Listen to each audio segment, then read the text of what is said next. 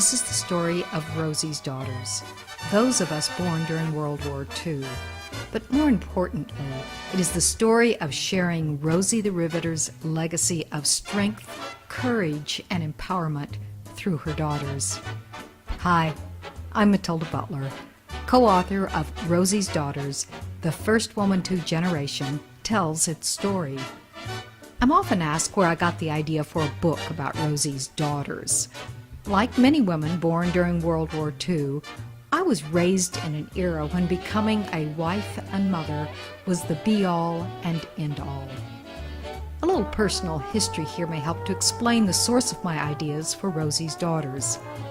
I followed the path of many of my sisters in time, marriage and children, going to school where my husband was in school, and later to the job he chose. Divorce, remarriage, and a blended family. After my divorce, I finished my PhD and took my first major career position as the director of the Women's Educational Equity Communications Network, a national information clearinghouse.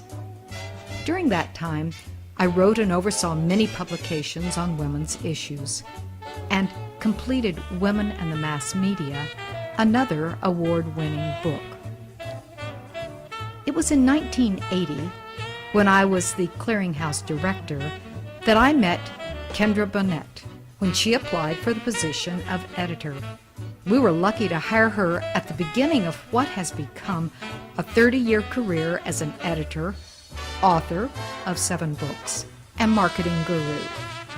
We remained friends across all those years and now are co-authors and business partners. Well, back to my story. After years of working with women and women's issues, I became an entrepreneur, co-founding a high-tech company.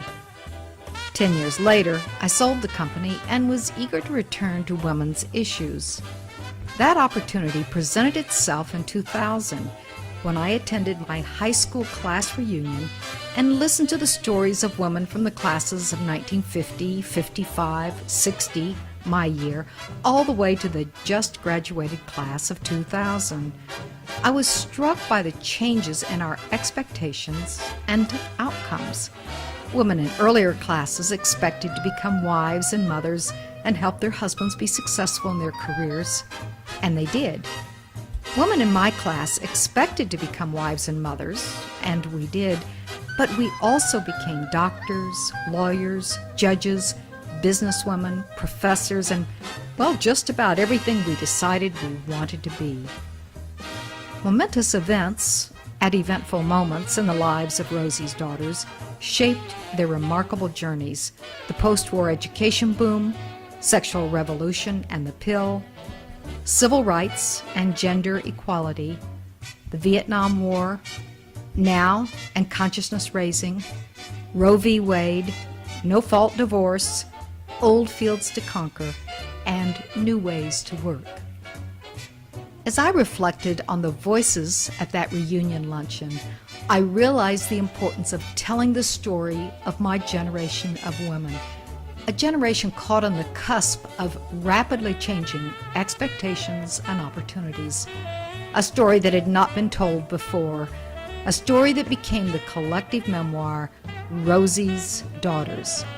Rosie's Daughters flung wide the doors of employment opportunity that Rosie the Riveter had unlocked. These women can claim more career firsts and greater socio-cultural change than any previous generation. Rosie's Daughters has received 4 National Book Awards.